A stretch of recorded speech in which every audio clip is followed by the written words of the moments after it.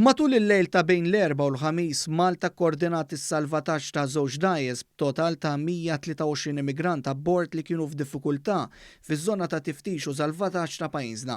Dawn l-immigranti se jkunu fuq bastimenti barra mill-libħra territorjali ta' Malta u l-Italja, hekk kif il-pożizzjoni taż-żewġ pajjiżi baqgħet soda li f'dan iż-żmien ta' emerġenza tas-saħħa pubblika il-portijiet huma magħluqa. Fl-ewwel każ il-Forzi Armati ta' Malta permezz tal-ekwipaġġ tal-Patrol Boat P-52 salvaw 45 persuna, 39 raġel, 3 nisa fosthom waħda tqila u 3 tfal fosthom ta' 18 xahar u ta' sentejn. Fit-tieni każ permezz tal-lanċa tas-sajt privata Malta kkoordinat is-salvataġġ ta' 78 immigrant, 68 raġel, 5 nisa fosthom waħda tqila u 5 tfal.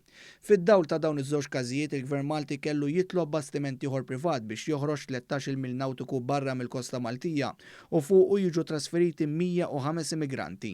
Dawn l-immigranti abbord il-bastiment se jingħataw l-ħtiġijiet bażiċi bħal ikel, xorb u anki mediċini.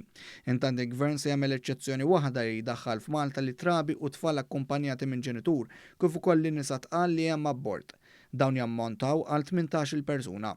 Dawn il-persuni se jkunu fi kwarantina f'post ta' iżolament. Din is-sitwazzjoni tfisser li f'lejl wieħed biss tripla n-numru ta' persuni fuq bastimenti barra l-Kosta Maltija jistennew għal soluzzjoni Ewropea. Bħalissa hemm 57 immigranti ieħor fuq il-bastiment Ewropa 2 u issa se jkun hemm 105 immigrant ieħor fuq bastiment ieħor tal-Captain Morgan. Dan flimkien ma' 79 immigrant fuq il-bastiment Marina barra l-kosta ta' Lampedusa. L-unika għajnuna ta' relokazzjoni li rċifiet Malta sa issa hija weda mill-Portugal li lesta taċċetta 6 immigranti.